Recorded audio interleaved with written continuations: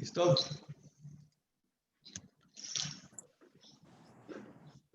Bueno, muy buenas tardes. Bienvenidos todos ustedes. Muchas gracias por acompañarnos. Bueno, pues como saben, hoy tendremos prácticamente es el último webinar que tenemos del año para estar cerrando este año atípico que nos tocó vivir. Y tenemos un invitado con gran experiencia que ahorita nuestro amigo Jesús Garza nos va a hacer el favor de leer la semblanza y moderar también junto con un servidor. A Carlos Capistrán, que es el Chief Economist del Bank of America para México y Canadá. Bienvenido nuevamente, Carlos. Chuy, si quisieras leer la semblanza para darle también la bienvenida a Carlos, adelante. Claro, gracias Samuel gracias Carlos por aceptar la invitación con nosotros. Voy a leer tu semblanza para todos. Carlos Capistrán es director general, Managing Director y economista en jefe para México y Canadá de Bank of American Securities. Antes de unirse a la firma en 2011, se desempeñó como director de análisis macro y como investigador en el Banco de México. Anteriormente fue director de evaluación de política pública en la Secretaría de Hacienda y Crédito Público. Capistrán ha publicado trabajos de investigación sobre una amplia gama de temas en revistas profesionales, incluyendo The Journal of Monetary Economics, The Journal of Money, Credit and Banking, The Journal of Business Economic Statistics, The International Journal of Forecasting y el Trimestre Económico. Es coautor de los capítulos en los libros Oxford Handbook of Economic Forecasting y The Great Recession, Lessons for Central Bankers, publicados por MIT Press. Capistrán ha ofrecido conferencias y cursos en universidades, bancos centrales y otras instituciones alrededor del mundo. Ha sido clasificado número 1 en investigación en México por la revista Institutional Investors por 4 años consecutivos, 2016-2019. Capistrán es licenciado en Economía por el ITAM y maestro y doctor en Economía por la Universidad de California, San Diego, y actualmente está basado en la ciudad de Nueva York. Pues, sin más preámbulo, muchas gracias, Carlos, y te cedo la palabra. Bienvenido, Carlos. Adelante, por favor. Gracias, muchísimas gracias. Gracias, Jesús. Gracias, Samuel, también. Gracias por la invitación. Un gusto estar aquí con ustedes. Y bueno, pues la idea es un poquito platicarles qué es lo que vemos.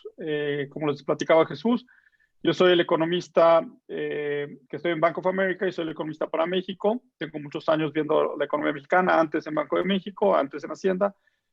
Ahora también para Bank of America veo Canadá y entonces desde hace un par de años estoy haciendo esto desde la ciudad de Nueva York, desde la cual me encuentro actualmente en medio de una nevada que aparentemente va a ser histórica. Entonces,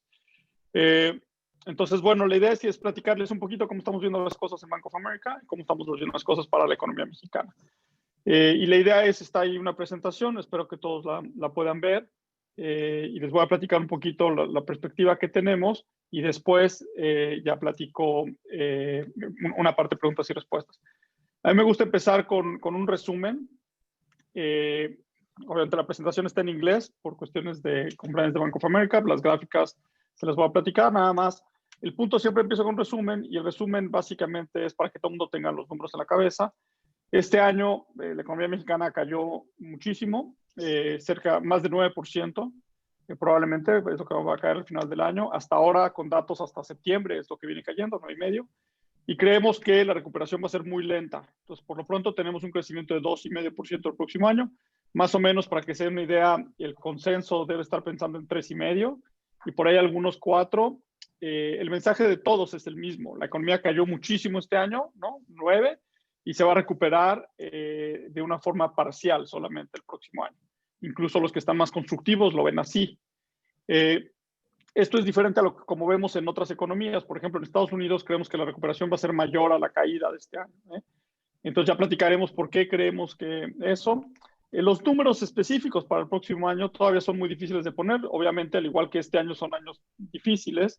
Depende mucho de cuándo lleguen las vacunas y estas cosas que ya platicaremos. Entonces, más que concentrarnos en los números, el punto es que la recuperación me parece que va a ser lenta y les voy a platicar por qué. La inflación, que es algo importante en México, ha estado arriba del objetivo de Banxico. Creemos que puede seguir por ahí y entonces no esperamos que Banxico baje mucho más las tasas de interés, así es que creemos que vamos a tener tasas de interés más o menos por donde están o por un buen rato. Y eso es algo que, como tenemos tasas de interés más altas que otros países similares a nosotros o países como Estados Unidos, eso significa que hay un incentivo para los inversionistas extranjeros para tener su dinero en México, para obtener ese rendimiento, lo que mucha gente dice carry. Y entonces eso es lo que le está dando soporte al peso. Y ese soporte se va a mantener ahí. Entonces, para todos aquellos de ustedes que dicen, ¿cómo es posible que ayer estábamos discutiendo casi quitarle la autonomía al Banco de México y el peso sigue donde está? ¿Por qué no está en 25? Bueno, la respuesta es en buena medida por este carry, por esta tasa de interés alta, en un ambiente externo que es muy favorable para invertir en mercados emergentes. Y de nuevo, todo esto lo voy a platicar con más calma. Pero la verdad es que la parte fundamental de la economía mexicana no se ve tan bien y por lo tanto ese nivel de peso pues, no es sostenible. Es algo que está hecho ahorita por el mundo, por la debilidad del dólar y por esta tasa de interés alta. Entonces eventualmente se va a tener que depreciar. Si bien cuándo puede suceder eso es siempre difícil de saber. Usualmente es difícil de predecir, en esta ocasión es más difícil.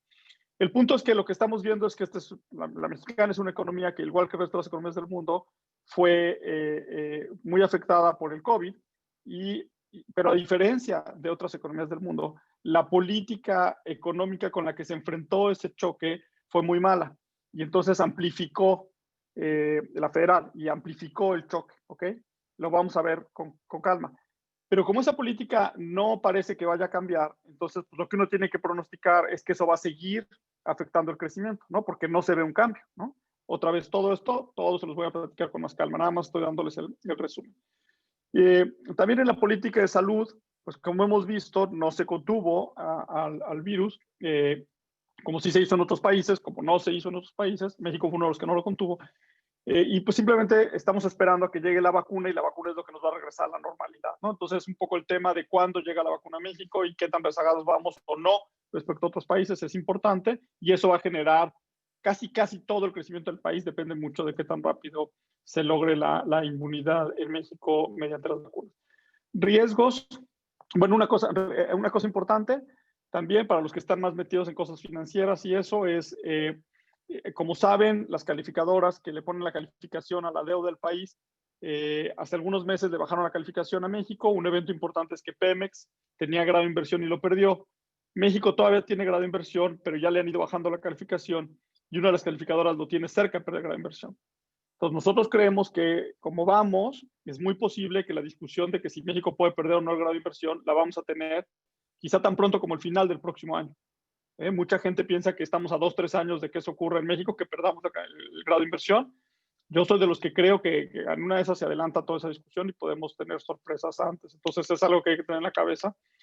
¿Eso qué impacto tiene en el día a día? Pues nos sube el costo de las tasas de interés en México y entonces eso puede hacer que las tasas sean altas. Los riesgos principales. Bueno, yo les dije que este es un ambiente muy bueno para la inversión a nivel global, para inversión en mercados emergentes. Eso se acaba si aparece inflación en Estados Unidos. Entonces, hay que hablar un poco de eso. El riesgo positivo para México es se están moviendo cadenas de producción de Asia hacia Norteamérica y algunas de esas se quieren establecer en México. Entonces, a pesar de que hay retos, dada la incertidumbre en política económica, pues este factor puede ser muy importante para detonar inversión en México. Entonces, de mediano plazo hay factores que pueden hacer que México se vea como un buen destino para la inversión, de nuevo, en el mediano plazo. Entonces, bueno, esos básicamente son como el resumen así a grandes rasgos. Ahora déjenme, les voy a platicar cada uno de estos puntos así ilustrados con algunas gráficas y platicar con un poco más de calma, ¿ok? Entonces, primero ahí hay una tabla, estas tablas con numeritos que siempre son difíciles de ver, pero se los platico. Estos son los pronósticos a nivel global que tenemos ahorita en Bank of America y me quiero concentrar primero a nivel global. Veníamos creciendo como al 3%, estos son todos los países que cubrimos en Bank of America, y ahora este año por la pandemia es una recesión de casi 4% de caída, ¿no? 3.7%. Pero lo que esperamos para todo el mundo es que haya una recuperación, que crezcamos 5.4% el próximo año, con lo cual, si vemos a toda la economía, pues la economía a finales del próximo año puede ya estar al mismo nivel de actividad de lo que teníamos antes de la pandemia. En Estados Unidos es una historia parecida. Venía creciendo arriba del 2 en 2019. Este año va a caer, lo traemos cayendo 3.5. Hoy el presidente de la Fed dijo que a lo mejor puede caer un poco menos. Pero luego la recuperación nosotros la tenemos en 4.5. Es decir, de nuevo se recupera de tal forma que al final del próximo año, en el segundo semestre de 2021, ya la economía puede estar al mismo nivel de producción que el que tenía antes de la pandemia, lo cual son buenas noticias. China, pues, ni se diga, ¿no? O sea, la caída no fue caída, simplemente se desaceleraron a 1.8 este año y el próximo año pueden crecer 8.5. A diferencia de otras veces, ahora no están creciendo mucho porque importan, están creciendo mucho porque exportan mucho. Entonces, a lo mejor este crecimiento no va a jalar tanto a algunos países como en ocasiones anteriores que jalaba sobre todo a Sudamérica, ¿no? Esto es porque si lo piensan, cuando nos encerramos en nuestras casas y pensando a la gente en Estados Unidos, dejó de consumir muchos servicios y empezó a consumir muchas mercancías. Entonces te cerraban el gimnasio, entonces te comprabas una pesa o te comprabas así, ¿no? Y dejaste de hacer vacaciones y te comprabas una silla para ponerla en algún lado. Muchas de esas cosas vienen de China. Entonces China está exportando como loco y entonces eso le está ayudando, ¿no? Entonces esto es como vemos el mundo. En particular en Estados Unidos, lo que estamos viendo es que ahorita pues los casos subieron mucho, entonces los casos de COVID. Entonces se está desacelerando un poco, en algunos lugares como California aumentaron las restricciones, entonces ahorita al final del año se desaceleró un poco y al principio del año también es posible que sea débil el primer trimestre del año en Estados Unidos. Pero nosotros en Bank of America a partir del segundo trimestre del año traemos un crecimiento enorme en Estados Unidos. Y esto se debe a dos razones. La primera es que con Biden ya como presidente pues viene un nuevo paquete de estímulo fiscal. Y es un paquete pues, que a todas luces va a ser muy grande. Nosotros creemos que pueden ser 750 billones de dólares.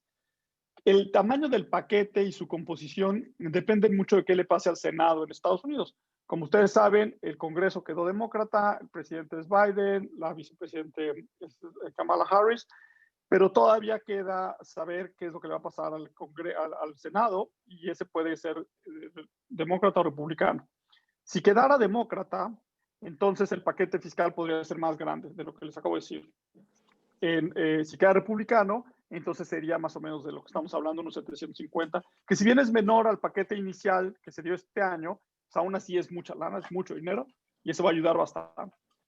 La otra cosa es que en Estados Unidos ya empezaron a vacunar y tienen un montón de acceso a vacunas y tienen una buena infraestructura para repartir las vacunas a pesar de que son más de 300 millones, ¿no? Entonces nosotros creemos que ya para la segunda mitad del año, del próximo año, ya va a haber un regreso muy parecido a la normalidad en términos de la gente saliendo, gastando. Y esto quiere decir que quizá desde el segundo trimestre la gente se va a anticipar ya pues a comprar sus vacaciones para el verano, a comprar estas cosas. Entonces el segundo trimestre del año tiene el impulso fiscal del paquete porque Biden entra en enero. Porque en febrero, en lo que ve con el Congreso, que el paquete, que el tamaño, no sé qué, entra el paquete en febrero, marzo, pues para el segundo trimestre ya está el paquete fiscal. Entonces, paquete fiscal más todo el adelanto de actividad ya con las vacunas, tenemos el segundo trimestre creciendo 7% en Estados Unidos el próximo año y la segunda mitad creciendo 5%. Esto es como lo miden ellos, que es trimestre a trimestre y luego lo anualizan, ¿no? O sea, lo multiplican por 4, pero por eso se ve así como gigante. Pero de todas formas, es un crecimiento muy grande. Entonces, cuando yo les digo que todo Estados Unidos lo tenemos creciendo 4,5, en realidad es porque es un primer trimestre muy débil y luego un crecimiento bien grande, ¿no? Entonces, como muy constructivos en Estados Unidos. Ahora, ese crecimiento va a traer consigo un aumento de precios. Cuando la gente empiece a volar más en avión, cuando la gente salga más en sus coches, va a haber más demanda por gasolina, sube el precio de gasolina, sube el precio del petróleo, y la gente va a consumir más cosas. Entonces, el precio de las materias primas va a subir, incluido el petróleo. Creemos que el Brent puede llegar a $60 por barril en verano. Podría ser más, pero nuestro analista de petróleo está preocupado porque por ahí Biden le puede quitar algunas de las restricciones a Irán. Y recuerden que si le quitan restricciones, Irán puede meter mucho petróleo, ¿no?, al mercado, entonces eso puede compensar un poco la demanda. Pero la verdad es que se ve que puede haber un incremento en precios importante. En el segundo trimestre del año, todos los países, México, Estados Unidos, tenemos un efecto base, es decir, los precios estaban muy abajo en el segundo trimestre de este año y cuando veamos los precios del próximo año, la inflación, como la midamos, se va a ver alta. Entonces, en Estados Unidos, los precios van a subir y la inflación va a subir. ¿Okay? La cosa es que para los economistas y para muchos de ustedes economistas también en la audiencia, siempre decimos, bueno, pero a ver, una cosa es que suban los precios y una cosa es que algunos precios suban más que otros y otra cosa es inflación. Inflación es un aumento generalizado persistente en los precios. Y la verdad es que, aunque haya una recuperación económica, el trancazo en el mercado laboral, el trancazo fue muy fuerte. Entonces hay mucha capacidad instalada, hay mucha holgura en el mercado laboral. Entonces, por más que haya crecimiento, pues no va a haber verdaderas presiones de demanda sobre la inflación. Entonces, la Reserva Federal lo sabe, y hoy el mismo Powell, el presidente de la Reserva Federal de Estados Unidos, el Banco Central de allá, fue muy claro. Van a seguir con las tasas en cero, no importa lo que pase. Hace poco la Reserva Federal cambió su esquema de política monetaria. Antes decían que estaban viendo el desempleo, que fuera bajo y que la tasa de inflación estuviera alrededor del 2%. Y hoy dicen, no, queremos que el desempleo sí sea bajo, pero además lo que queremos no es que la inflación esté en 2, que en promedio esté en 2. Y como tiene muchos años abajo de 2, eso significa que aunque se vaya arriba de 2, esté en 3% un rato, la van a tolerar, la Fed va a tolerar inflación. Entonces, aunque veamos inflación el próximo año, que seguramente la vamos a ver, la Fed va a decir, 1, tolero inflación, 2, esa no es inflación de veras, son cambios en precios y entonces no va a mover sus tasas. Ese escenario, crecimiento, algo de inflación, pero la Reserva Federal sin moverse, va a hacer que suban las tasas de interés de mediano y largo plazo en Estados Unidos, pero por buenas razones, por crecimiento, va a hacer que el dólar se debilite y va a hacer que mucha gente, viendo que las tasas de interés en Estados Unidos no te pagan nada, va a sacar su dinero y va a buscar rendimientos fuera de Estados Unidos. Y entre ellos va a buscar rendimientos en mercados emergentes. Esto que yo le estoy diciendo es el escenario que tenemos en Bank of America, pero es básicamente el escenario que trae todo el mundo de afuera. Todo el mundo está pensando en este escenario, que es un escenario como muy bueno para mercados emergentes en términos de dinero saliendo de Estados Unidos, dólar debilitándose. Tan es así que los mercados de activos financieros ya se adelantaron y ya vieron dónde está el peso, pero así podemos ir por un montón de activos que uno dice, ¿de verdad? ¿Cómo es posible que estén ahí? Entonces ya mucha gente incluso está pensando si no esa historia ya está perfectamente incorporada en los precios de los activos y ya más bien el riesgo es que algo salga mal con esta historia, ¿no? Ahora, si lo que sale mal es que Estados Unidos, por ejemplo, se tarda mucho en repartir la vacuna o algo sale mal con las vacunas, ese no es tan preocupante porque la verdad es que en ese escenario la Fed y la Reserva Federal, como decimos en México, echarían más dinero, ¿no? O sea, ayudarían otra vez más. Entonces ese no es el escenario más preocupante. El escenario preocupante es si con la mayor actividad, de repente los precios suben, pero mucho más de lo que yo les estoy platicando, a tal grado que la Fed se espante y diga, ¿saben qué? Sí tenemos que mover tasas o dejar de comprar bonos, que también están comprando bonos. Ese sí es un muy mal escenario porque entonces todo el dinero se regresa a Estados Unidos y entonces nos quedamos sin dinero en México, como ocurrió al principio de la pandemia, ¿ok? Entonces, ese es el escenario global, ese es el escenario de Estados Unidos y esos son los riesgos, ¿ok? Pero como les decía, no solo somos nosotros los que vemos ese escenario, lo que les acabo de platicar es más o menos lo que se ve en todos lados. Ahora, vámonos a México. Bueno, pues lo primero que les tengo que decir es que desgraciadamente ahí se acabaron las buenas noticias que les voy a dar en todo el siguiente tiempo, ¿ok? De aquí en adelante ya no se pone bonita la cosa. Y no es porque yo quiera, es pues porque así están las cosas, ¿no? Entonces les voy a platicar las cosas pues como las vemos, ¿no? Entonces para esto déjenme empezar a ilustrarles. Primero, el virus. Pues todo esto empezó con el virus y ahí tienen unas gráficas comparando México, Canadá, Estados Unidos y vemos que pues, los casos en Estados Unidos, que es la primera gráfica, subieron muchísimo, los casos subiendo en México, aquí están por millón de habitantes. Y vemos como en muertes, pues lo de México todo el tiempo han estado altas y cómo ahí van subiendo otra vez en Estados Unidos, ¿no? Entonces, en todo Norteamérica, pues no está contenido el virus, pero en Estados Unidos y Canadá ya están vacunando. Y como sabemos, tienen una infraestructura de salud y de distribución de medicinas mucho mejor que la de México. Entonces ellos, como les decía, probablemente para el verano del próximo año ya van a tener al suficiente porcentaje de la población inmunizado o vacunado como para pensar que ya hay inmunidad de grupo y la gente pueda salir. En México, la situación es la siguiente. Número uno, qué bueno, o sea, palomita, comparado con otros mercados emergentes, porque parece que sí vamos a tener suficientes vacunas.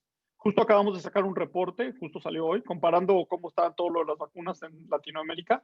Y México es de los países que mejor se ve, junto con Chile y Brasil, por las que van a producir en Brasil, que parece que van a tener suficiente oferta de vacunas, o sea, va a haber suficiente vacunas para todos. Obviamente esto estoy tomando los datos oficiales, que es lo que nos anuncia el secretario Ebrard, ¿no? Entonces uno los toma y dice, bueno, pues, o sea, si estos son los números, entonces sí nos alcanza. Por ahí hay una duda con, México está inscrito al proyecto de Naciones Unidas que se llama COVAX, y ahí el límite es de 20% de vacunas, de 20% de la población. Y en México nos han dicho que, en algún momento nos han dicho que pueden ser 35 millones de vacunas, a veces que pueden ser hasta 50 millones, cuando el límite inicial sería más bien como 25 millones de vacunas. Entonces, bueno, ahí hay algo de duda, pero si contamos las que ya aparentemente tenemos con Pfizer, con AstraZeneca, con CanSino y estas de COVAX, parece ser que va a haber suficiente oferta. Esto es bueno porque otros países de Latinoamérica todavía no tienen garantizada oferta para todos. El problema en México, igual que en otros países de Latinoamérica, va a ser hacer llegar esas vacunas a todo el mundo y repartirlas. Algunas son de doble dosis, algunas requieren estar con mucho frío para transportarse y guardarse. Entonces ese va a ser el reto. Nosotros estamos asumiendo que va a haber un gap como de 6 meses entre que en Estados Unidos ya tienen inmunidad y que en México tengamos inmunidad, ¿ok? Entonces estamos pensando que más bien como hasta finales del próximo año, a lo mejor en México ya logramos tener a la suficiente gente vacunada como para pensar que ya hay una inmunidad de grupo tal como para poder retomar las cosas. El riesgo para eso es que pues, nos apuremos en México y las cosas salgan bien y estemos más rápido. Y también hay un riesgo de que las cosas salgan mal y que entonces nos tardemos más. Por ahí algo importante es que algo que tiene muy detenida la actividad económica en México es el turismo, como ustedes saben bien. Y eso es una parte muy importante para México. Es 8% del PIB solito y con todo lo indirecto es más de 10% del PIB. Entonces ahí les pregunto a ustedes, ¿qué va a pasar? ¿Le van a ir o sea, el turismo fuerte en México, el que deja el dinero, es el de los de Estados Unidos y los europeos que llegan a México, ¿no? A la playa. Entonces yo les pregunto, cuando les pongan la vacuna a la gente en Estados Unidos, pero todavía no tengan las vacunas en México, la gente en las playas de México, ¿qué va a hacer la gente de Estados Unidos? Es decir, yo ya estoy vacunado y me voy a ir a la playa en México. Si es así, olvídense de mi 2.5, vamos a crecer 5% en México. Pero también puede ser que cuando ya vacunen a la gente en Estados Unidos y mientras no estemos todos vacunados en México, que digan, ¿sabes qué? Pues yo mejor hago mis vacaciones por aquí, me espero un poquito y me espero hasta que ya esté bien las cosas. Si este es el segundo, entonces más bien va a ser como el 2.5 que traigo para el próximo año, porque no se va a reactivar tan rápido el turismo. Y la verdad es que eso ya no depende mucho de economía, eso es algo que pues, hay un poco que esperar a ver qué va a pasar. Yo sé que ahorita ya muchos de Estados Unidos han estado yendo a la playa en México, pero no se compara con los números que teníamos antes y el tipo de turismo es diferente, ¿okay? Porque es gente que más bien está aprovechando, pues que ahorita está muy barato, que hay muchos descuentos, pero a lo mejor no consumen tanto como los turistas que usualmente teníamos, ¿no? Y además también, importante para, por ejemplo, ¿no? La frontera sigue cerrada. Entonces, mientras la frontera sigue cerrada, pues hay mucho comercio que se pierde. Entonces, ¿hasta cuándo se va a abrir? Por lo pronto sabemos que está cerrada hasta el 21 de enero, pero es posible que eso se siga todavía retrasando un poco más, ¿no? Entonces, bueno, eso es todo lo del virus. Entonces, una parte importante. La otra parte importante en México, y no sé si se las muestro una vez, pero bueno, les muestro estas gráficas.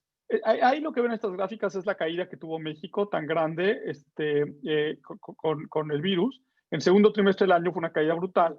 Y luego tuvimos un rebote en el tercer trimestre del año, pero si ven el rebote es chiquito en comparación con la caída.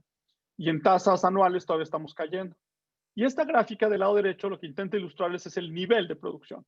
Entonces el nivel de producción, si lo hago igual a 100 en 2018, acuérdense que en 2019 México ya estábamos en una recesión pequeña, entonces ya venía cayendo. O sea, esto debería ir subiendo, ¿no? Porque es el nivel de producción. Lo que queremos es que suba. Entonces, ahora estaba más o menos flat, luego empezó a caer, y luego viene la pandemia, pum, cayó. Este ya es dato observado el segundo trimestre del año, donde sube un poco, pero no sube todavía hasta donde estaba antes. Y luego con el cuarto trimestre creemos que no va a subir y mis pronósticos son que más bien nos vamos a quedar en un nivel por debajo del que teníamos antes. Si esto lo comparo con Estados Unidos, ahí lo ven en la gráfica a la derecha. En Estados Unidos viene creciendo, luego cae por la pandemia, luego sube de rebote y luego sigue subiendo más lentamente, pero sigue subiendo y eventualmente para finales del año ya está en los niveles que tenía antes de la pandemia. Mientras que en México eso no sucede, ¿ok? Entonces hay una pérdida de producto. Y este diferencial de crecimiento con Estados Unidos, que antes estaba más parejo, eventualmente tiene que reflejarse en una moneda más depreciada. O sea, el peso se va a depreciar. Lo que pasa es que no sabemos si eso va a ocurrir en 3 meses, en 6 meses, ¿no? Pero definitivamente estos niveles son un tanto dados por la debilidad del dólar por el mundo, ¿no? Los que estamos viendo ahora.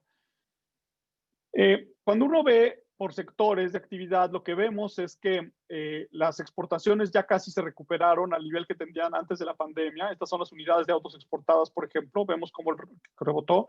Pero otros sectores como el turismo, aquí vemos en tasas de crecimiento, cómo todavía le falta mucho por crecer, ¿no? Entonces, mientras que cosas como las exportaciones de autos ya se recuperaron, el turismo no. Si voy parte por parte en la economía mexicana, esto es la producción industrial. La producción industrial, el petróleo, que es el amarillo, viene cayendo desde hace mucho. Las manufacturas se recuperaron todas. Otra vez lo que nos jaló fue Estados Unidos. Pero construcción, que es la naranja, pues muy mal. Muy de capa caída y ya tiene rato, ¿no? Desde 2018 venía cayendo, 2019 cae mucho más. Luego la pandemia y la recuperación muy, muy lejos de los niveles que se tenía antes del 2018. Y bueno, la creación de empleo, pues hubo una destrucción de empleo muy grande, poco a poquito hemos ido recuperando algo de empleo, pero no hemos sumado.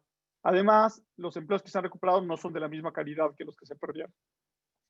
Una cosa muy importante que nos está pasando en México es que como Estados Unidos ya está creciendo y nosotros no, entonces lo que nos está jalando son las exportaciones, estamos exportando mucho, pero importando poco, porque nosotros no crecemos mucho. Entonces, nuestras cuentas externas, que tradicionalmente tenían un déficit porque importábamos más de lo que exportábamos, ahora se dieron la vuelta y tenemos un superávit. Y es un superávit gigante.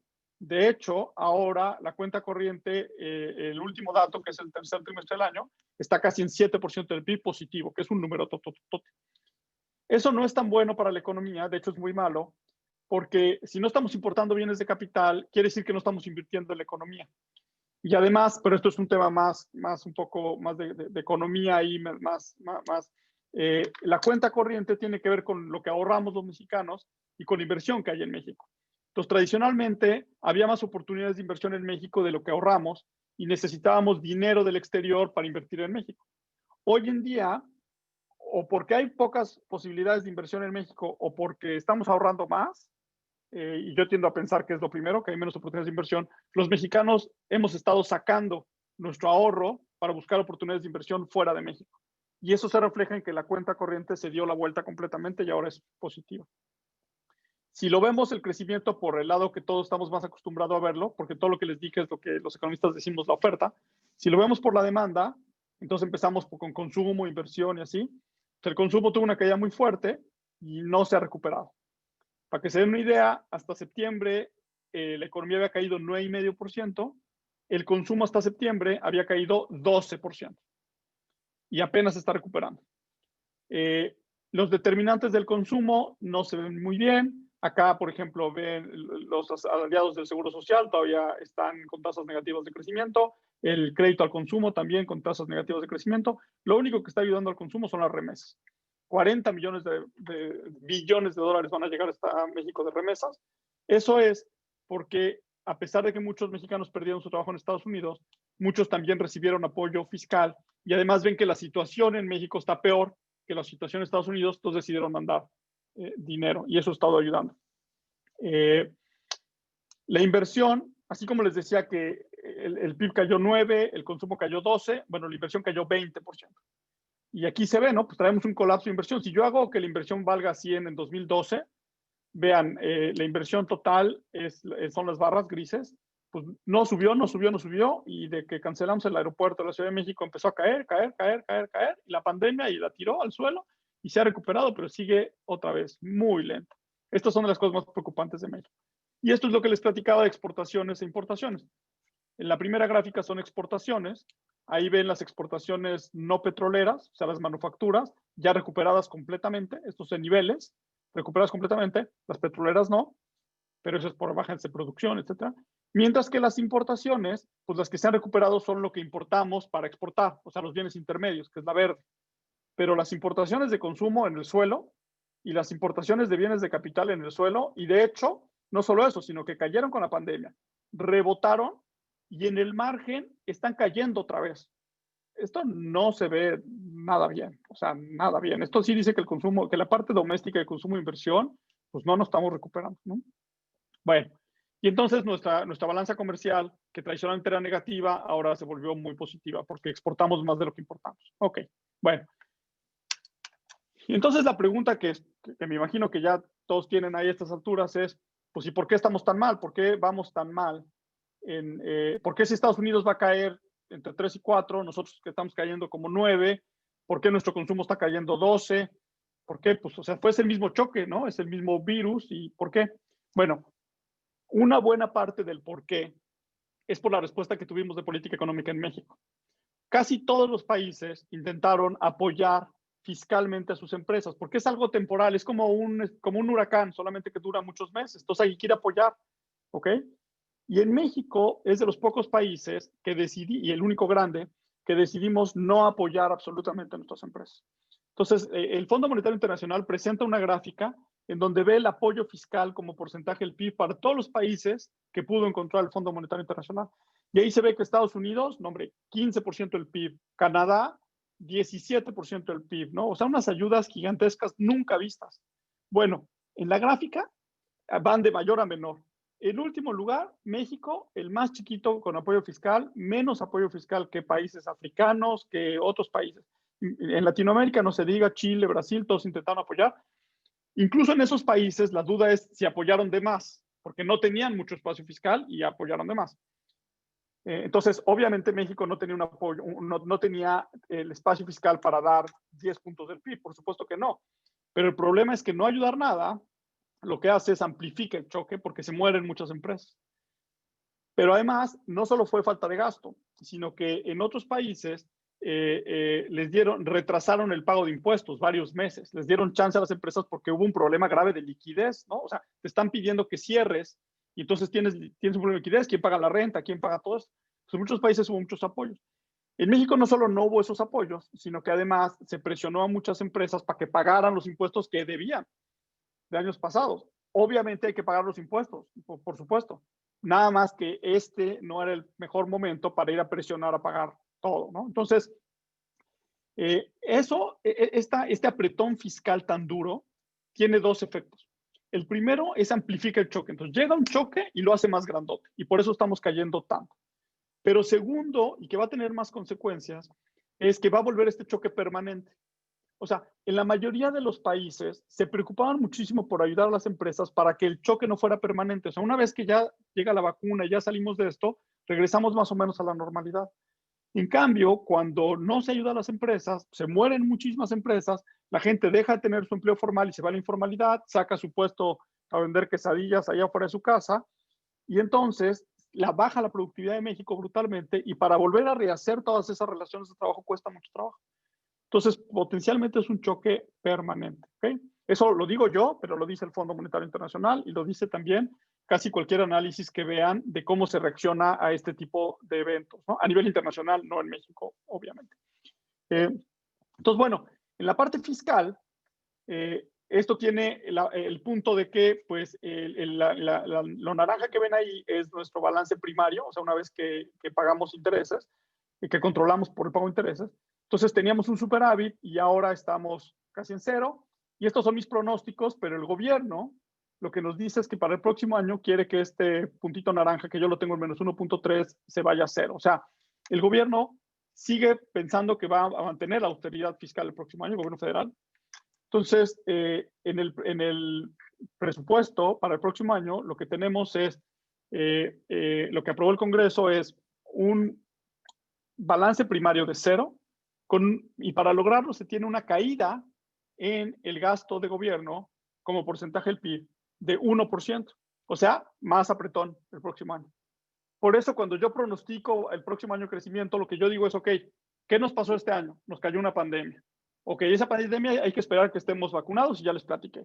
¿Qué más pasó este año? Bueno, hubo un apretón fiscal y eso amplificó el choque. Ok, entonces, ¿qué va a pasar el próximo año? Bueno, pues ya sé lo que va a pasar porque el Congreso ya lo aprobó, viene otro apretón fiscal, ¿ok? Entonces, eso no ayuda. Entonces, todo el crecimiento del próximo año va a venir por Estados Unidos. Entonces, todo lo que esté ligado a Estados Unidos va a crecer. La duda es cuándo el turismo, que también está ligado a Estados Unidos, empieza a crecer, por lo que ya platicamos.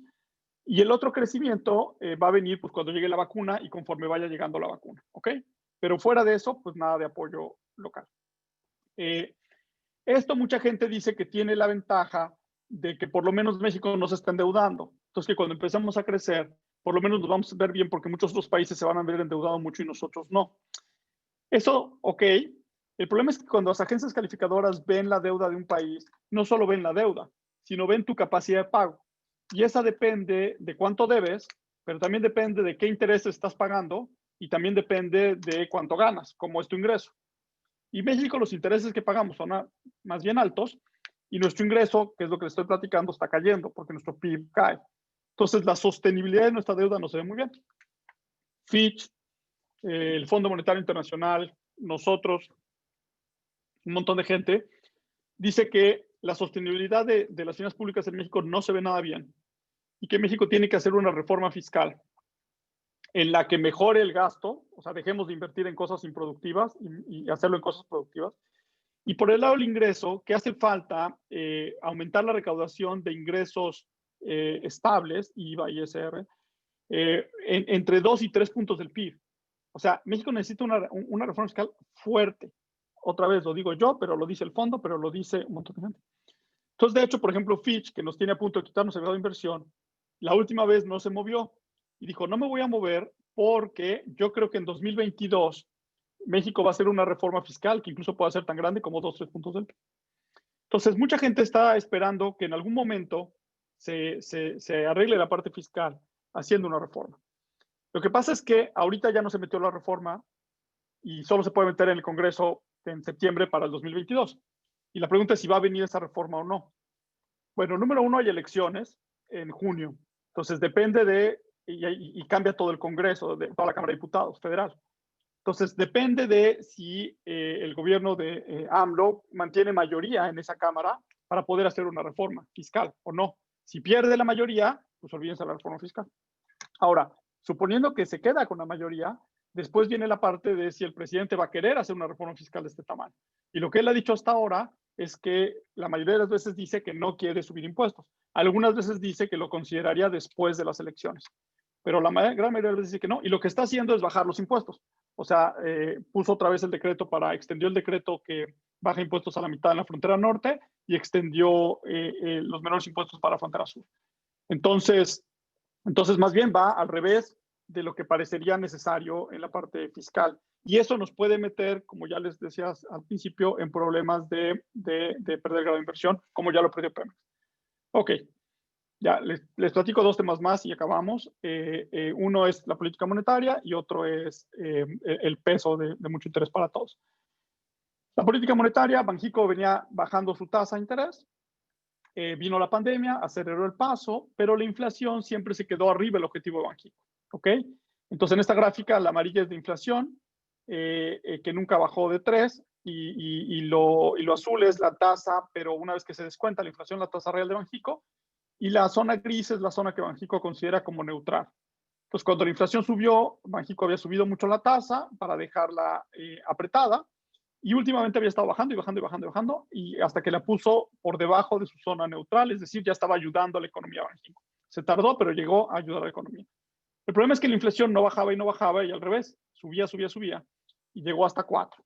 Entonces, Banxico en su última decisión tuvo que pausar y decir, ¿saben qué? Pues yo quiero seguir ayudando, y la Junta de Gobierno quiere seguir bajando tasas por cómo está la economía, pero dice, pero no a expensas de que se me vaya la inflación, porque entonces voy a acabar con dos problemas, voy a acabar con la economía mal y con inflación alta.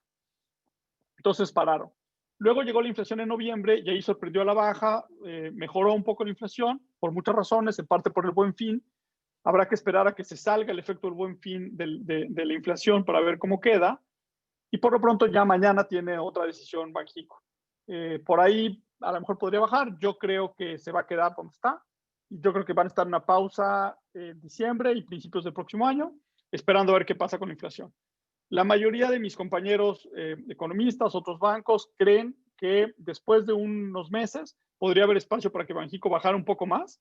Y algunos dicen que podría bajar las tasas que hoy están en 4.25 a 3.5. Yo la verdad es que creo que ya no va a poder bajar Banxico, porque creo que, como les platiqué al principio, vamos a ver un aumento de precios en el mundo conforme la gente salga, ¿no? y entonces como que la ventana que tenía Banxico para bajar como que ya se fue, pero ya veremos. En todo caso, más bien hacia finales del año, el próximo año, podría haber presiones para subir tasas de interés en mercados como México o en Latinoamérica. Y ahí más bien creo que Banxico se va a tardar muchísimo en subir y se me hace que no van a subir tasas de interés y ese es un tema de discusión. Entonces yo creo que las tasas en México se van a quedar como están por mucho tiempo en la parte de tasas de corto plazo. Y ya, ahora sí para acabar, el peso. El peso, como les decía, tiene dos fuerzas opuestas. Por un lado, favoreciendo al peso está la parte global, se está depreciando el dólar, eso le ayuda al peso, la gente está buscando rendimientos, México hoy todavía tiene grado de inversión, tiene una tasa de interés muy alta para tener grado de inversión, entonces la gente quiere obtener ese rendimiento. Las cuentas corrientes, la cuenta corriente se ve que es superavitaria, entonces México no tiene necesidad de un déficit de dólares. Y las cuentas fiscales, en la fotografía de cómo se ve el balance, no se ven mal. Y hay una narrativa de austeridad. Entonces, todas estas cosas, el mundo, la parte fiscal, la parte externa y la tasa de interés, están haciendo que mucha gente quiera irse largo pesos y le está dando soporte al peso. Yo creo que eso va a hacer que el peso se quede por donde está un buen rato. Incluso algunos dicen que se puede apreciar más. Yo creo que con eventos como lo que vimos ayer en el Senado en México, creo que no se va a apreciar más. Pero creo que sí se puede sostener aquí un rato. Entonces, esa es una cosa que está ayudando al peso. Pero yo les decía, hay una fuerza opuesta. La fuerza opuesta es que, como les platiqué en la parte de crecimiento de México, el crecimiento estamos muy mal y hacia adelante no se ve bien. Eso significa que estamos divergiendo con Estados Unidos. Eso significa que versus Estados Unidos cada vez somos más pobres o ellos más ricos, como quieran verlo. Eso significa que eventualmente la moneda se tiene que depreciar. Entonces, de corto plazo hay factores que hacen que la moneda se sostenga, pero de mediano plazo no. Y entonces eventualmente se tiene que depreciar. Estas historias se han dado muchas veces en el mundo, son historias que les decimos de carry, o sea, simplemente es por la tasa de interés, y es muy difícil ver cuándo acaban, pero usualmente acaban en una depreciación más o menos fuerte. Por ejemplo, puede ser que la posición se llene mucho porque todos los extranjeros quieran comprar el peso mexicano y se llene y se llene, y ya que está muy llena, con cualquier cosa, pum, se vuela. O puede ser que no se llena, pero simplemente un buen día lo que gana son los fundamentales. A lo mejor con la elección en México, a lo mejor más adelante, a lo mejor con un evento como el de ayer, si se hubieran aprobado la modificación a la ley de Banxico, a lo mejor esto hubiera detonado una salida y una depreciación importante. Entonces, pero ese es el punto. Entonces, nosotros creemos que de corto plazo el peso se puede quedar fuerte un rato, pero que más adelante más bien va a tender a irse a niveles más como de 23 o 24 por lo menos, porque estos niveles no los vemos muy, muy sostenibles, ¿ok? Déjenme terminar ahí. Nada más les quiero enseñar dos gráficas rápido. Una es la parte más negativa de México, es la inversión. Esta es la inversión pública más la privada, que vuelvo 100 en 2012, y ahí ven cómo casi no subió, y a partir de que se cancela el aeropuerto, cae. Aquí me falta un dato en donde rebota, pero el rebote de todas formas es muy pequeño, y entonces seguimos con un nivel de inversión bajísimo, y eso es malo para el potencial de México. ¿Y cuál es la parte más positiva? Bueno, somos un país exportador. Desde el NAFTA empezamos a exportar mucho. Esto es el mercado que tiene México y China en las importaciones de Estados Unidos. Entonces aquí, por ejemplo, o sea, un número como 5% quiere decir que de todo lo que importa a Estados Unidos, el 5% es de México. Entonces, cuando entró el NAFTA, México empezó a crecer, México, que somos el verde, empezó a crecer, y luego China entró a la Organización Mundial de Comercio y ahí nos quitó mucho mercado y empezó a crecer. Pero cuando Trump inicia la guerra comercial con China, China pierde mucha participación en las importaciones de Estados Unidos. Y eso nos abre la puerta a México a que aumentemos nuestra participación. Y ahí es lo que les decía, que muchas empresas pueden traer de Asia sus cadenas productivas a México, y esa es una gran historia. Es que y ya íbamos, o sea, íbamos subiendo otra vez en la participación México.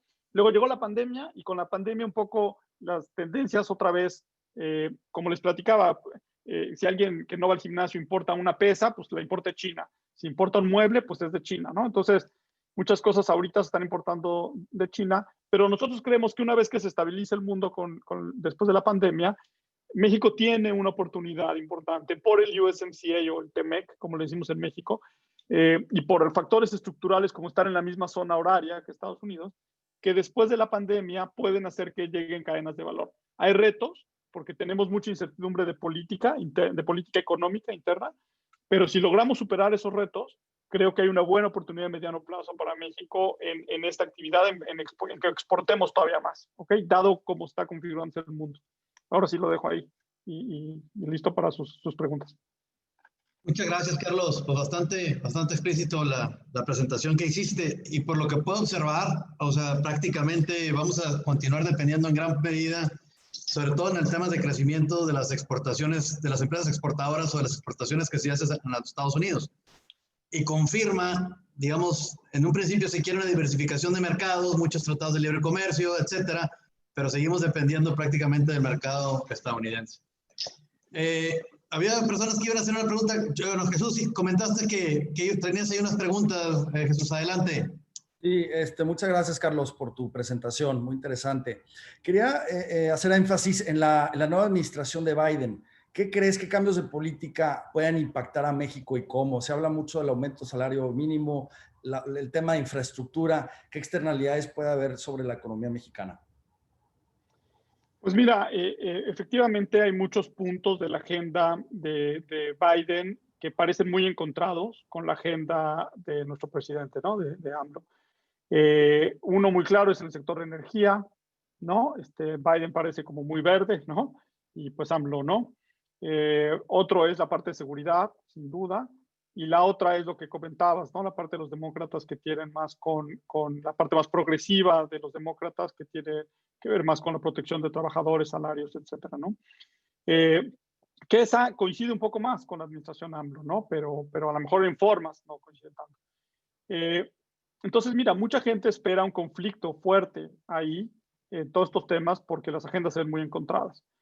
Yo creo que estoy un poco más constructivo. Yo no espero un conflicto fuerte. A mí me parece que AMLO está muy concentrado en su transformación local, tiene su agenda, y lo que él quiere es pues, no meterse en problemas con nada que le estorbe.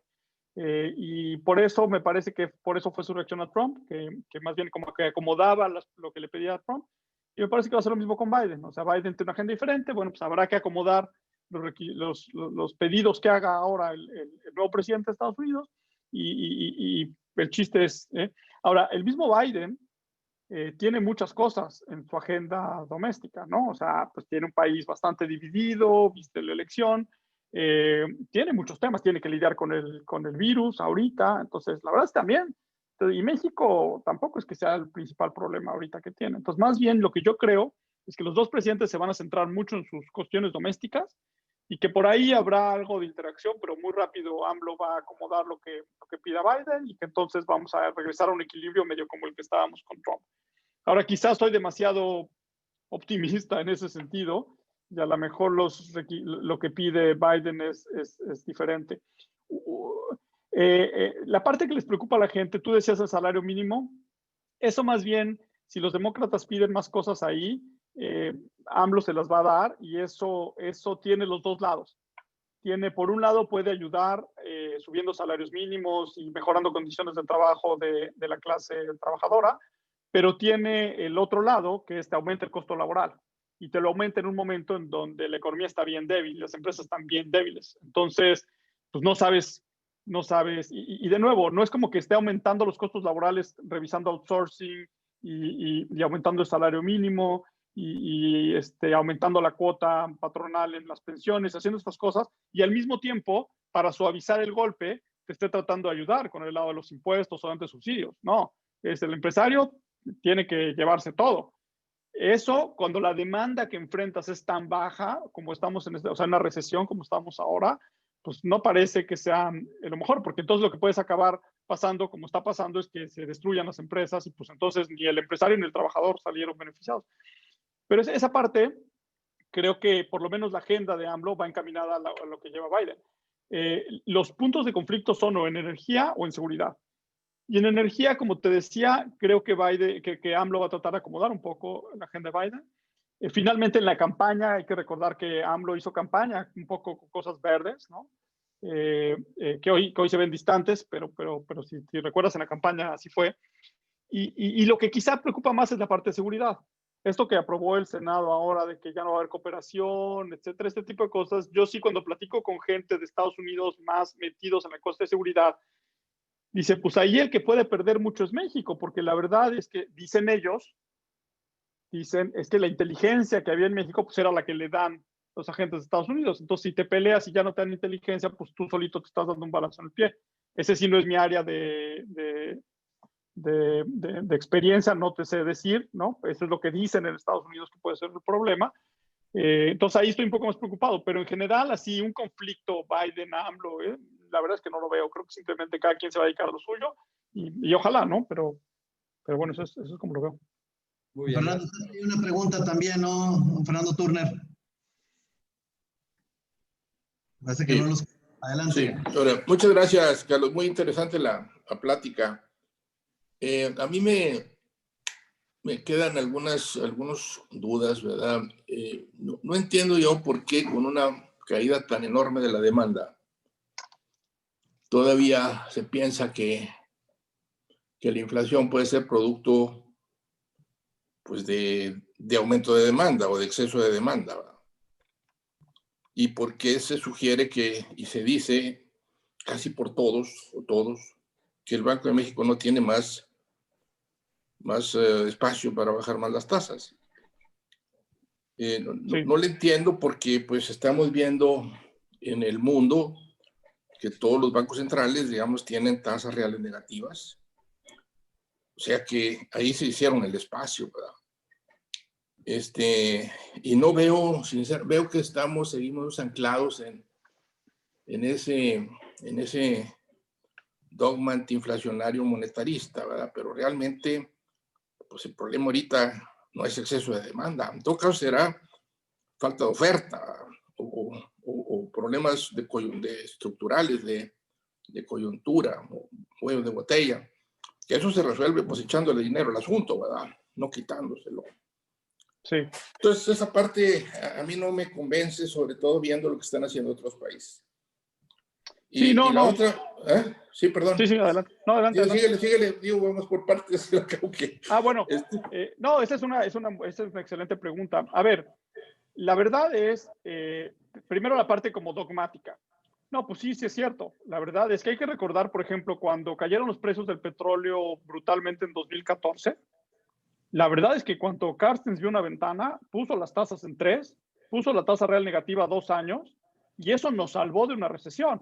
Claro, sí. Eventualmente la inflación se fue a 7 y Carstens se fue entre palmas como el mejor banquero al BIS, con todo que la inflación estaba en 7. Porque la verdad, aquí entre nos, pues es un poco lo que está diciendo, ¿no? Que es, a ver, pues tampoco hay que ser más papistas que el Papa. O sea, sí está el 3, sí está eso, pero aquí lo que había que hacer es ayudar porque esto es un mega choque que se nos fuera. Obviamente, jugando by the book, pues no hizo bien las cosas porque el objetivo de Banxico solo es el 3 y lo que hizo que la inflación se nos volara a 7. Pero como vimos, pues después se bajó la inflación. Entonces, si uno es muy dogmático, lo que hizo Carstens es tache porque no siguió lo que tenía que hacer Banxico. Pero la verdad es que si uno se echa un paso para atrás, uno dice, no, pues la verdad es que medio la jugó bien porque nos quitó una recesión de encima y la inflación pues luego ya la controlamos. En cambio, en esta ocasión se decidió jugar por el librito. Y el librito decía, a mí la inflación y yo no me voy a jugar a tratar de ayudar a la economía. Y entonces, cuando todos los bancos centrales bajaron a 0 y cuando la inflación en México se nos fue temporalmente a 2, ¿se acuerdan? En mayo, por ahí había una ventana para poder aventarse otra como la que hizo Carstens, de decir, ¿saben qué? Aquí, de la mano de todos los demás, yo bajo todo lo que pueda y si se me bota la inflación, ahí con discursos o a ver cómo la paro, porque efectivamente, como está diciendo, no hay un problema de demanda, lo que menos hay es demanda, entonces no va a haber inflación. Y entonces ahora, así no va a haber inflación, ni va a haber deflación, ni va a haber nada para los miles o millones de empresas que van a desaparecer, ¿verdad?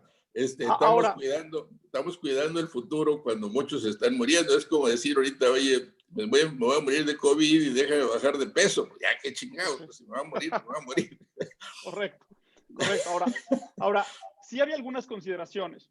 Número 1, Carstens estaba muy alineado en ese entonces con Hacienda y con el presidente, entonces podía hacer una coordinación de política económica que le permitía que no se le desanclaran las expectativas. Sí. Y el mismo Carstens también pues tenía una fama internacional, digamos, una credibilidad muy fuerte, ¿no? Sí. Entonces, Alejandro, la verdad es que pues no tiene esa misma credibilidad internacional. ¿Por qué? Pues porque él no trabajó en el fondo como Carstens antes y eso. Alejandro es muy bueno, sabe lo que está haciendo, pero no es igual. Y más importante que eso, pues creo que para cuando llegó la pandemia, creo que Díaz de León se había reunido 2 veces con el presidente. Y siempre O sea, peleándose por las reservas o la chingada. peleándose, ¿no? Y creo que hasta la fecha se han reunido como 3 veces. O sea, no hay Sí. coordinación. Y más bien lo que... Eso es un punto muy interesante, ¿verdad? Sí, Ahora, nosotros como empresarios, ¿verdad? Como nos encontramos con dos fuegos, dos fuerzas grandes, conservadoras, ¿verdad? De recesivas. La política monetaria, la falta de crédito, porque pues, se quiere proteger, dice que el sistema de pagos minúsculo que tenemos, el 28% del PIB, nunca se ha querido que crezca porque le tienen miedo que crezca porque son riesgosos. Y la política fiscal. Entonces, si el Banco de México está viendo, digamos, que la política fiscal es restrictiva y va a seguir siendo restrictiva, pues de verdad, por lógica técnica, ¿verdad?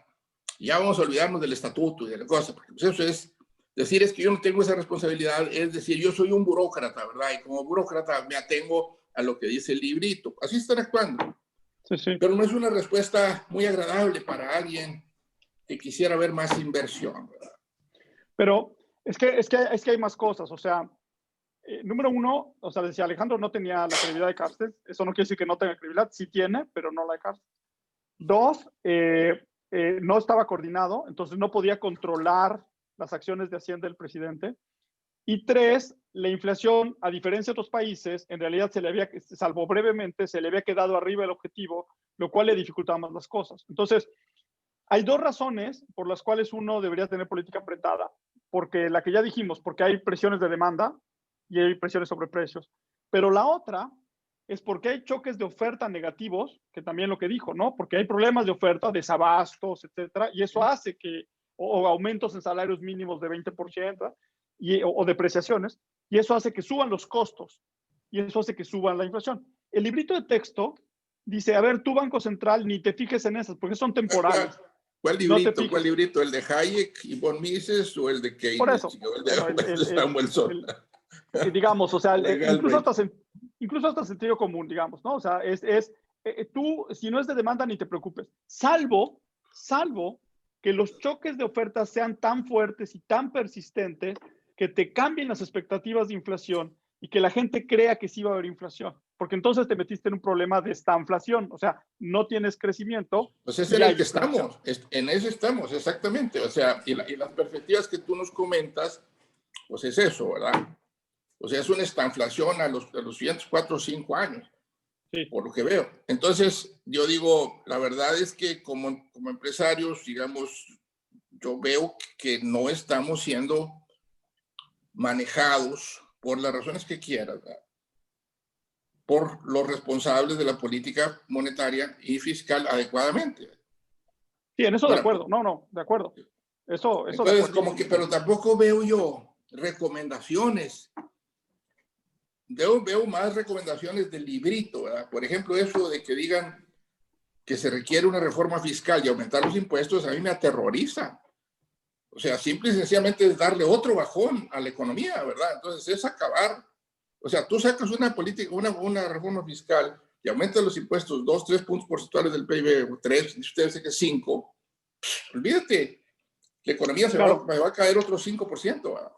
Ok, es que eso es lo que está pasando. Lo que está pasando es que estamos atrapados en el círculo malo. O sea, la política fiscal está muy mal, la política monetaria está muy mal. El problema es que la política monetaria siente que no se puede mover porque la fiscal no está haciendo las cosas y porque la política económica no está haciendo las cosas. O sea, lo que pasó ayer en el Senado, de que por poco le vulneran la autonomía, genera un riesgo país que Banxico siente que tiene que tener las tasas altas también para proteger eso, porque si no, se sale todo el mundo, se deprecia la moneda y si te agarra con la inflación donde está ahorita, genera más inflación. Entonces, lo que estamos hablando ahorita es, si Banxico baja, puede ayudar con el problema que percibimos que es crecimiento. sin que se genere otro que es la inflación. Lo que pasa es que lo que Banxico contestaría a eso es, dada la política económica y dada la política fiscal que hay, en la que no me puedo coordinar y en la que no puedo confiar, si yo bajo las tasas tratando de ayudar al crecimiento, puedo acabar con dos problemas. Ni ayudé al crecimiento y se me botó la inflación. Y entonces acaba peor la cosa. Entonces, lo que hay que hacer es arreglar todo completo. Sí. Es lo mismo que la parte fiscal. Como dices, si de repente lo único que nos anuncian es mayores impuestos, no, pues ese es otro choque a la oferta brutal y no vamos a crecer. Lo que tienen que hacer es el paquete completo. Y el paquete completo es cierro Pemex, así agarro una cadena y lo cierro y lo vendo todo, lo cierro, ¿no? Para dejar de gastar ahí. Y agarro ese gasto y lo pongo en cosas productivas. Y una vez que arregle mis problemas del gasto, sí tengo que arreglar una parte fiscal, pero no solo es subir impuestos, es arreglar la base, es arreglar. Y una vez que arregle eso, puedo coordinarme con la política monetaria y con la política económica y juntos podemos lograr un mejor equilibrio. Ese mejor equilibrio tiene gasto en otros lados, tiene tasas de interés más bajas y probablemente sí tiene un poco más de impuestos, pero con más espacio para crecer. Pero hay que cambiar toda la política. Entonces, creo que el principal problema que estamos teniendo es que durante muchos años tuvimos una política coordinada que más o menos nos ayudó. Y esta vez veo políticas muy descoordinadas. Y cuando estamos descoordinados, aunque una política haga lo correcto, en un espacio en donde todas las demás están jalando para otro lado, no crecemos. Y la inversión no llega en parte por lo mismo, porque ve que están todos descoordinados. Y entonces, ¿no? Que es lo mismo que nos pasó con la parte de cómo atendimos la pandemia. Pues cada quien le hizo como pudo. Ahora, la última pregunta nada más es que me hizo, ¿por qué la inflación está donde está si no hay demanda? Pues no son los choques de oferta. ¿Por qué? Por ejemplo, cuando en otros países, yo cubro Canadá, entonces en Canadá les dieron un montón de dinero a las empresas para ayudarlas que con la renta, que con no sé qué. Esto significa que llega el choque de la pandemia, que es un costo. Pero ese costo se lo reparte el gobierno y el sector privado. Entonces, no es un costo muy grande para el sector privado. En cambio, en México, todo el costo lo absorbió el sector privado. Entonces, es un costo, es un choque de oferta muy grande, es un costo, un aumento de costos. Entonces, estoy ahorcado por la demanda, no puedo subir mis precios, no quiero, pero al mismo tiempo tengo un aumento de costos. Y si estoy en un mercado en donde yo domino y tengo algo de poder de mercado, voy a transferir ese costo al consumidor, porque el gobierno no me ayudó. Entonces, la propia respuesta del gobierno de falta de apoyo fiscal genera un choque de oferta negativo que hace que la inflación se quede arriba, que impide que el Banco Central, siguiendo el librito así como caballito, no me baje las tasas de interés. Entonces, pero evidentemente una tasa de interés alta pues no ayuda a resolver los problemas de oferta tampoco, simplemente aumenta más los costos de las empresas. Pero es que ayuda a prevenir otro problema que es inflación. Sí, bueno, eso como digo, en el largo plazo, pues todos vamos a estar muertos, como decía Keynes por ahí, ¿verdad? Ahora, lo que sí se ve, ¿verdad?, es de que no ha habido un planteamiento de los economistas donde digan claramente que se requiere una política fiscal acomodaticia, ¿verdad?, y déficit, como están diciendo ahorita, y no reforma fiscal, ni en el futuro. Porque si tú ahorita me dices que en 2022 va a haber una reforma fiscal que va a subir los impuestos 5%. Yo desde ahorita no invierto. Pues, ¿cómo voy a invertir si la inversión mía se va a recuperar en 10 años? Entonces, no se está diciendo eso, ¿eh? No, pero por ejemplo, nosotros en nuestra conferencia en Bank of America, yo creo que del año pasado, fue Herrera ya como secretario de Hacienda y de media hora se la pasó discutiendo que iba a subir impuestos. Y era lo mismo que yo pensaba. Dije, a ver, estás hablando de empresarios, ¿de verdad vienes con empresarios a decirles que va a subir impuestos? Pues no te va a invertir nadie. No, y respecto a la propuesta, no, pues, o sea, sí hay propuestas, ¿no? Y si no hay, pues que Jesús ahí puede escribir unas.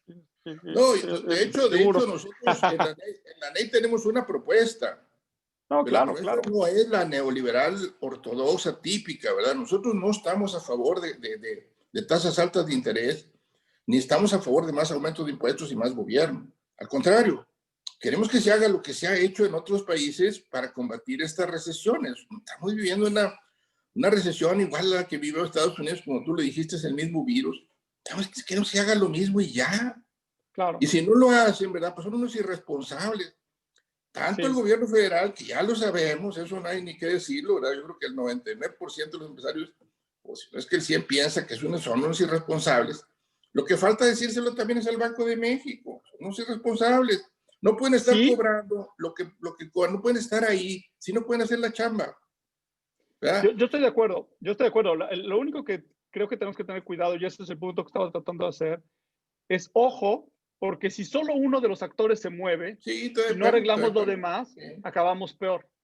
Entonces, también hay que tener mucho cuidado con el argumento de Banxico baja, porque tú también lo estás haciendo mal. Y entonces Banxico baja y ni se arregla el problema y nomás generas inflación porque los otros siguen haciendo la política equivocada.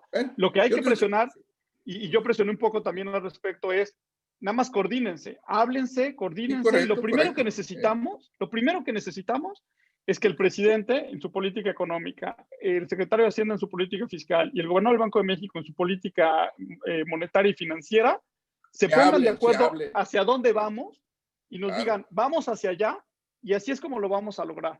Y entonces, esa fue mi recomendación. O sea, yo creo que estamos tan mal que más que recomendaciones de esta es la política de que aquí hay que mover el gasto y aquí hay que bajar las tasas y eso, estamos un paso atrás de eso. Por favor, siéntense y háblense y vean cuál es el problema y traten de hacer algo juntos, porque si uno jala para allá y el otro para allá y el otro para allá, no me importa lo que están haciendo, porque nada más nos están hundiendo más. De que nos están hundiendo más, eso es clarísimo. Estamos cayendo más del doble que otras economías ante el mismo choque. O sea, es de escándalo, ¿no? Pero qué bueno que ustedes también están escandalizados, porque luego en otros foros yo soy el único. Vamos a mandar la propuesta nuestra de la NEI para que le echen una ojeada. No, claro, con mucho gusto. A ver si te parece correcta. Esencialmente estamos diciendo eso, coordinar la política fiscal con la política monetaria, además de otras cosas, combatir oligopolio y eso. Pero yo observé en tus gráficas que son muy buenas otra cosa, ¿verdad? La inversión pues tiene ya muchos años de estar estancada, ¿verdad? Y en los últimos 5 o 6 años, donde el mundo ha tenido tasas reales de interés negativas, ¿verdad? México ha tenido tasas reales muy altas. Pues eso, indudablemente que baja la inversión. Eso también lo dice el librito hasta de los neoliberales. Hayek no, pero claro. Pero es que la respuesta es que es primero el huevo o la gallina. O sea, las tasas de interés de México reales son altas porque Banxico no bajó las tasas, o son altas porque andamos regando el tepache en todas las políticas de todos lados, y eso mantiene el risk premium alto, y eso hace que las tasas se mantengan altas, y eso impidió a Banxico bajar. O sea, también hay que tener cuidado con eso. O sea, otra vez, todas las políticas son... Yo sé que hay dos cosas que no se pueden tocar en este país. Es que me disculpen, la Virgen de Guadalupe y el Banco de México, pero bueno, aquí estamos entre amigos, ¿no? No, claro. Y por lo pronto les prometo no meterme con la Virgen de Guadalupe. No, pero estoy de acuerdo en la parte de Banco de México. Nada más, el punto es esa precisión de que tienen que coordinarse todos y sí que bajen tasas, pero siempre y cuando se coordinen y logren las otras cosas. Por ejemplo, si Banxico, por ejemplo, un ejemplo más, acaban de pasar en el Senado, mientras todos estábamos preocupados de la ley de Banxico, acaban de pasar que el salario mínimo ya quedó indexado a inflación. O sea, ya de ahora en adelante, el salario mínimo, como mínimo, se va a mover con la inflación. Eso nos costó años quitarlo y fue muy importante para finalmente bajar la inflación. Entonces, un Banco de México que se está enfrentando a ese tipo de cosas tiene una restricción adicional. Otra vez es esa falta de coordinación. Y respecto a algo que comentábamos al principio, que me decían de que si el crecimiento viene por el lado de Estados Unidos y no de la inversión, pues sí, y que la inversión viene colapsándose desde hace mucho, sí.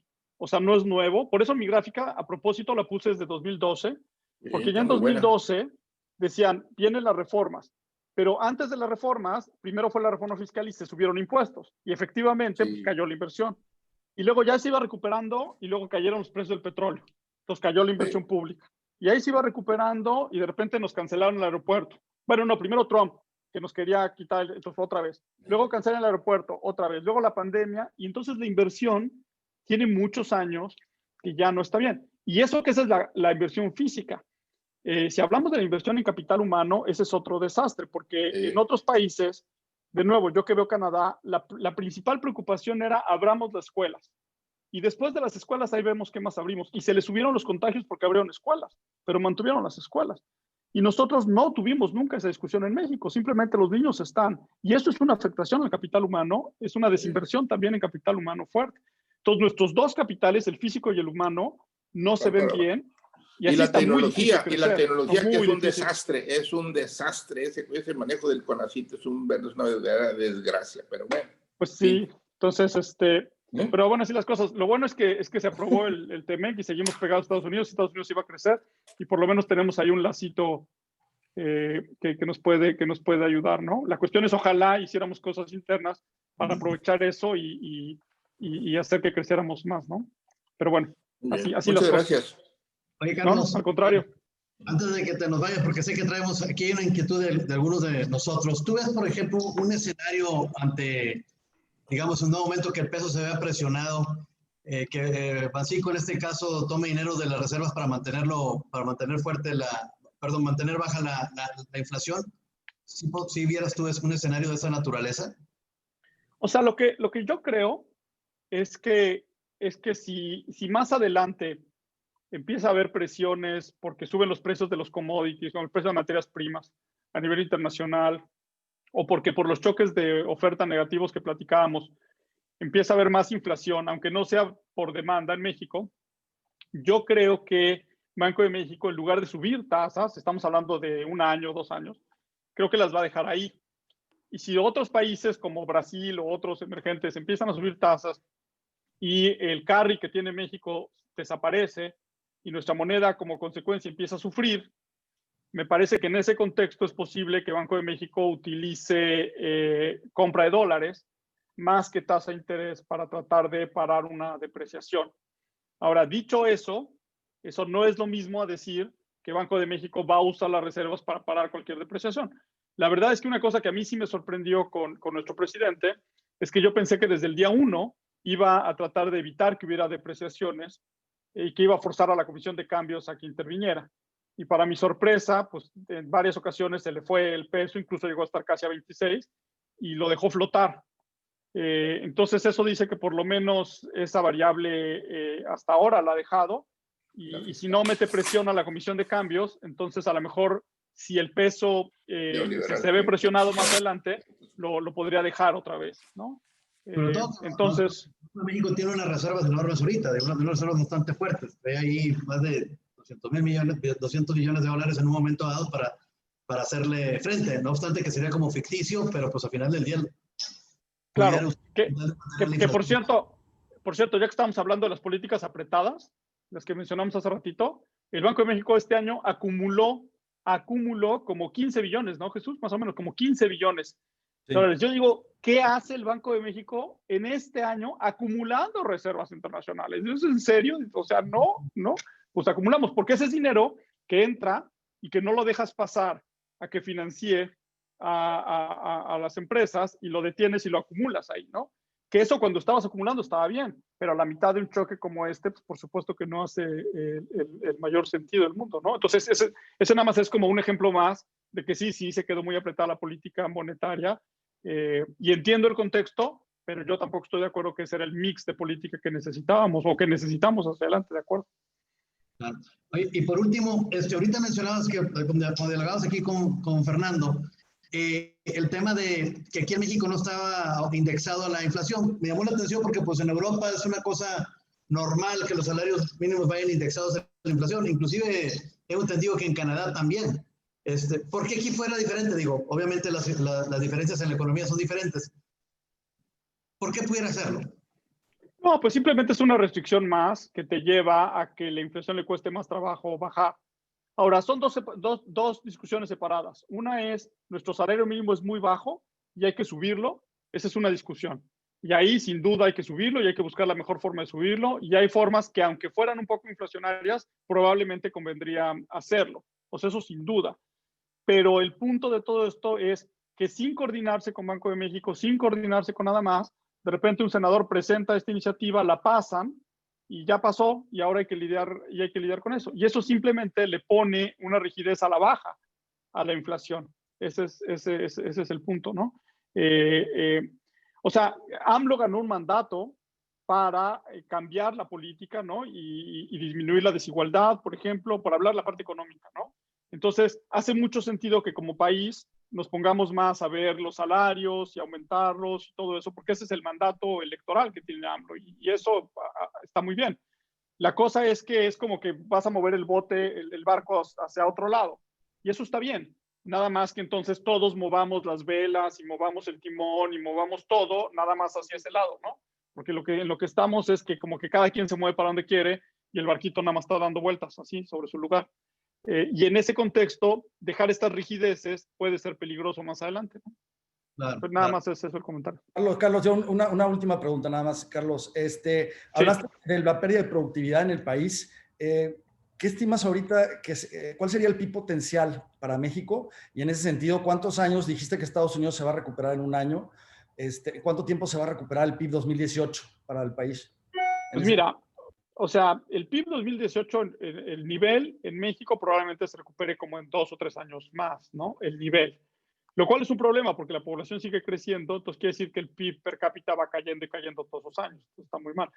El potencial, mira, si tú ves el promedio que tuvimos durante muchos años de crecimiento fue 2,5. Entonces partamos de ahí, que el potencial estaba como en 2,5 y a lo mejor con las reformas y eso podía tratar de llegar como a 3, tal vez, no sé.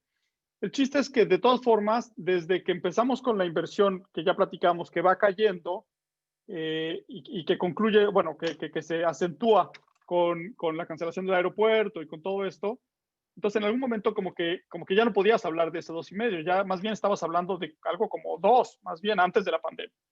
Entonces ahora te cae la pandemia y como decíamos, por este mix de política económica que no solo no ayuda en el corto plazo, sino que perpetúa algunos de los impactos negativos de la pandemia, debes estar hablando ya de abajo de 2 de PIB potencial ahora, me parece a mí.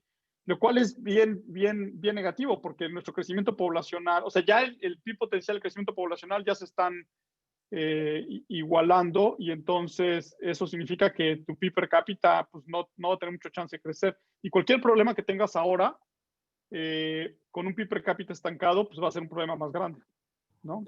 Claro, gracias. Pues muchísimas gracias, Carlos. Voy a hacer la palabra ya para terminar y concluir a Fernando Luna, presidente de la NEI, para que nos dé su mensaje final y de agradecimientos. Fernando, adelante. Carlos, muchísimas gracias por tu conferencia, tus apuntes, muy importantes todos. La verdad, vemos un 2021 muy gris, muy difícil, pero bueno, no sé si tengas trabajo allá en Nueva York. No, estoy jugando, pero vamos a poner todo nuestro trabajo como mexicanos, ¿no? Como ANEI, es lo que mi tocayo comentaba, estamos muy enfocados a que estas políticas se muevan. No es algo que se pueda hacer de la noche a la mañana, pero sí que empecemos, ¿no? Yo creo que se pueden empezar con pequeños pasos. Como decíamos, lo que queremos, pues es lo que han hecho las naciones desarrolladas, las políticas que están siendo efectivas allá, lo que mueve economía, lo que da crecimiento, lo que hace pobreza se reduzca, la inversión aumente, y pues eso es lo que hacemos los empresarios, eso es lo que queremos los empresarios, un ambiente adecuado para que podamos invertir, una atmósfera correcta. Muchísimas gracias, Carlos. Felicidades por tu plática y aprovecho la oportunidad también para desearles a todos los integrantes de ANEI, todos los que están conectados, una feliz Navidad como ANEI. La verdad, se ha trabajado duro todo este año, todo el equipo de ANEI, los que estamos involucrados, pues el mejor deseo es que todos en sus familias, en sus hogares tengan un bonito tiempo de Navidad y que la esperanza pues no muera, ¿no? Que sigamos con ánimo, con expectativas para el 2021, aunque hemos platicado mucho de él, pero creemos que tenemos que reinventarnos, así lo somos los mexicanos, muy echados para adelante y sin duda vamos a salir adelante. Feliz Navidad, que Dios les bendiga mucho y un año 2021 de grandes éxitos. Muchas gracias y buenas tardes. Muchas gracias por la invitación. Gracias, y Carlos. Feliz Navidad a todos. Gracias. Carlos, feliz Navidad a todos. Gracias igualmente. Gracias a todos. Hasta luego. Excelente conferencia desde Sonora. Gracias. Gracias, Javier. Lo que no se dijo que Carsten tenía peso con el actual. Feliz Navidad a todos. Felicidades.